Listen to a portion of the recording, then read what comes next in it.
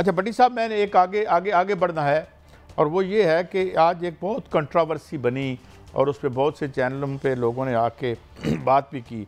वो मरीम नवाज़ साहिबा की ट्वीट थी जो शायद यहीं कहीं होगी, जिसमें उन्होंने कहा कि जी मुझे ये लिखते हुए अच्छा तो नहीं लग रहा, मगर जो अरशद शरीफ के साथ हुआ वो हमारे लिए एक सबक है। तो ये इससे उनका क्या मतलब है? इस पर बड़ा बुरा रिएक्शन किया आया, लोगों ने खासा लिताड़ा इस ट्वीट को उन्होंने। आप कैसे देखते हैं कि क्या ये मौका था इस तरह की ट्वीट करने का? काजी साहब, मैं इस्लामाबाद आ रहा था तो मेरी कुछ थोड़ी देर के लिए, मैं 2-3 दिन से सोया नहीं था, तो आंख लग गई। मुझे किसी ने कहा, मैंने वो ट्वीट पढ़ने की हिम्मत नहीं की। मैं मरीम नवाज साहब से इतनी गुजारिश करता हूँ, दुश्मन मरे थे खुशी ना करिए, सजना भी मर जाना है। जब मोहतरमा कलसूम नवाज दुनिया से गई तो हम तो उनकी सेहत की दुआएं नहीं, करते उस हवाले से इनकी ट्वीट है, बीमार हुए तो हम उनकी सेहत की दुआएं करते थे। नहीं, ट्वीट है अरशद शरीफ साहब की जिसमें वो दुआ कर रहे हैं मोहतरमा कलसूम नवाज साहिबा की बीमारी के दौरान। ये मैं ही कह रहा हूं, देख रहे हैं उस वक्त मैं खुद एयरवाई का हिस्सा था। मैंने उसने 10 कहा कि हम उनकी जिंदगी की सेहत की करते थे। तो यार अरशद शरीफ पे मरीम नवाज साहब ने अपना गुस्सा निकाल दिया। भट्टी साहब मुझे जरा इजाजत दीजिएगा, निकाल दो, वो चले गया है। भट्टी साहब मुझे इजाजत दीजिएगा। अगर उन्होंने ऐसी किया, मैंने अभी ट्वीट पढ़ी नहीं काजी साहब, मैंने पढ़ी है, मैं अपनी गुजारिशात करूंगा, मैं पढ़ी है और मैं अल्लाह का वास्ता है भट्टी साहब एक मिनट, मुल्क दुश्मन नहीं है, मुझे पता है। आज आप ये पोर्ट्रेट ना करें आज हम इस मुल्क के दुश्मन हैं। आप बहुत जज्बाती हैं और मुझे समझ भी सकता हूँ, मैं भी जज्बाती हूँ, मगर मेरी जो सीट है ये मुझे इजाज़त नहीं देती कि मैं खुल के। मगर मैं एक बात ज़रूर कहूँगा कि मैं मरीम साहिबा से एग्री करता हूँ कि इसमें सबक है कि शेर की एक दिन की ज़िंदगी गीदड़ की 1000 साल ज़िंदगी से बेहतर है। और सबक क्या है? सबक उस पानी के शफाफ कतरे की तरह होता है जो आसमान से गिरता है। जब गलाजत पर गिरता है तो बदबू निकलती है, जब शफाफ ज़मीन पर गिरता है वो कतरा तो उजली मिट्टी सी खुशबू उभरती है। ये सबक इंसान के ज़र्फ़ पर होता है। मुझे याद है हम पढ़ते थे कि लखनऊ में कोई गंदी गाली नहीं थी कम ज़र्फ़ से ज़्यादा। जब कोई किसी को कम ज़र्फ़ कहता था तो लोग तलवारें निकाल लेते थे। तो मैं समझता हूँ कि बिल्कुल वो ठीक कहती हैं, ये सबक अपने ज़र्फ़ के मुताबिक लेना है। और मेरा समझता हूँ मैंने जो सबक इससे सीखा है कि गीदड़ की 1000 साल ज़िंदगी से, किसी चोर की 1000 साल ज़िंदगी से एक शेर और एक आदमी की एक लम्हे की ज़िंदगी भारी है। एक मिनट जी काई साहब, 1 मिनट।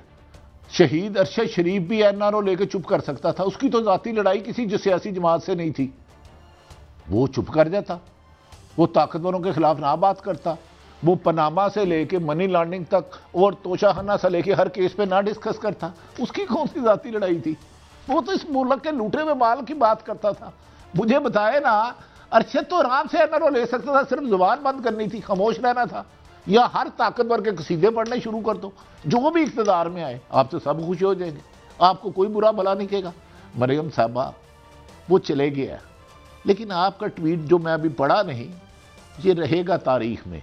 अरशद जिंदा रहेगा, वो खामोश होकर भी बोलता रहेगा, लेकिन जिनके सीने में अल्लाह का खौफ है उन्हें वो सुनाई देगा। लेकिन भट्टी साहब जिन्हें दुनिया की हवस लालच है, भट्टी साहब जो खरीदो फरोख्त करते हैं, जो लोग जो सजाओं से बचने के लिए गिव एंड टेक करते हैं, वो लोग जो भी थे, जो जुल्फकार अली भुट्टो की जो जुडिशियल मर्डर है उस पर बगलें बजाई, जो जुल्फकार अली भुट्टो की जो शहादत है जिस पे उन्होंने अपनी एम्पायरी की, और इस मुल्क का आज बेकारी बना के। अब हमने अगली खबर की तरफ आना है भट्टी साहब, टाइम कम है, ब्रेक है, और ब्रेक के बाद हम आएंगे और देखेंगे कि इंतहाई लायक और ये बड़े आला मईशतदान जिन्होंने एक चट्टान जैसी मईशत खड़ी की थी, वो 3.5 साल में रेत की ढेरें बना दी इमरान खान ने। और अगले जो 6 महीने इनको मिले हैं, वो उसमें आज क्या हो रहा है, हर जगह से क्यों जवाब हो रहा है, या मैं गलत कह रहा हूँ? भट्टी साहब आपसे पूछूंगा, और अगर कोई इसे कंट्राडिक्ट करना चाहे वो भी करे कि ये दौरे में हमें कोई भीख मिल सकी या नहीं मिल सकी। बकौल आपके हम तो बेकारी हैं, तो कुछ हजूर आपने कुछ किया हमारे लिए या नहीं? एक ब्रेक के बाद।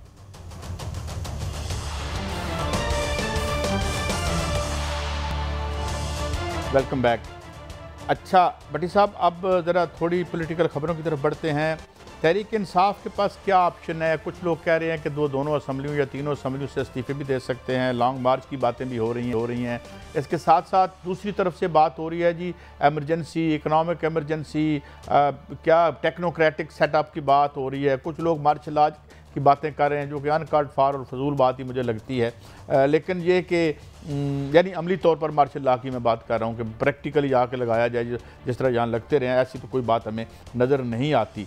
आप क्या देख रहे हैं कि ये इसको थोड़ा सा मैं सवाल को और कर दूँ कि पल्ले कख नहीं रहा जो ये आए थे ना इसहाक डार साहब, इस खबर में मैं बाद में तफसील दूंगा कि भाई यहाँ there are no free lunches, किसी पास पैसा शैसा कौन देता है। तो ये जिधर से चक्कर चुक्कर लगाए हैं उल्टा हमारा खर्च हो गया है, जो जहाज़ के पैसे हम देते हैं और जाके जो 5 स्टार होटलों में ये रहते हैं। तो भट्टी साहब क्या सिनेरियो बनता नज़र आता है सियासी तौर पर आपको अगले आने वाले दिनों में? ये 1-2 महीने चंद हफ्ते बताया जा रहा है बड़े अहम है भट्टी साहब। काजी साहब गुजारिश है कि मैं ये अहम आपने की, असल तो मुल्क की इकानमी है ना। मुराद सईद साबक वफाकी वजीर हैं, अरशद शरीफ शहीद के सिलसिले में उन्होंने हम पे एहसानात किया, हम उनके मकरूज हैं और कर्जा शहीद को भी माफ़ नहीं होता। मुराद साहब सईद साहब हम आपके शुक्रगुजार हैं। अब आगे बात कादी साहब, असल इशू ये है कि इस मुल्क को 50 साल से हर हुक्मरान ने खाया, इनके ज़ाती असासाजात बढ़ते गए, इनको लाया गया, ये कहते थे इमरान खान नहल है, नलायक है, उसको काम नहीं करना आता, उसकी वजह से इकानमी ज़मीन बोझ हो गई। उस नहल और नलायक बकौल इनके वो थे 150 रुपये पेट्रोल 230 पे चले गया, बिजली 50 से ऊपर चले गई, महंगाई 40 से 50% बढ़ गई। और मैं नहीं समझता कि जिस इस रीजन में जो पाकिस्तान की अहमियत है, पाक फौज की वजह से पाकिस्तान आज सलामत है। तो मार्शल लॉ वाली ऑप्शन मुझे तो समझ में नहीं आती। हाँ, आने वाले दिनों में अगर ताकत का बेजा इस्तेमाल किया गया तो खुदा ना खास्ता इस मुल्क में किसी का भी खून बहे, वो खून पाकिस्तान का है। खुदा के लिए उसको बहने से रोक लें, खुदा के लिए दरमियान में सारे पॉलिटिशियन बैठे और एक मुश्तरका फैसला करें मुल्क के लिए, कौम के लिए। सारी उम्र आपने अपने लिए किया ना, एक फैसला ये भी करना कौम के लिए जो वो भी बेहतर हो। मेरी तो एक गुजारिश है बाकी मलिक काजी साहब, अगर आप इसहाक डार साहब से तवक्को रख रहे हैं कि वो बेहतरी लाएंगे तो फिर मैं माफ़ी चाहता हूँ। हम बार बार एक सुराख से डसे नहीं डसना चाहिए, हमें भी अपनी इस्लाह करनी है। अच्छा भट्टी साहब, आप इस्लामाबाद में लॉन्ग मार्च के हवाले से जुम्मे को उन्होंने करना है कुछ ऐलान, कुछ खबरें मिली हैं आपको? वो क्या ऐलान कर रहे हैं, क्या तरीक़ाकार होगा? उन्होंने कोई प्लान किया है? हुकूमत तो प्लान कर ही रही है, खंदकें खोद रही है और उसको एक कले में तब्दील कर रही है इस्लामाबाद को, या कर चुकी है? जी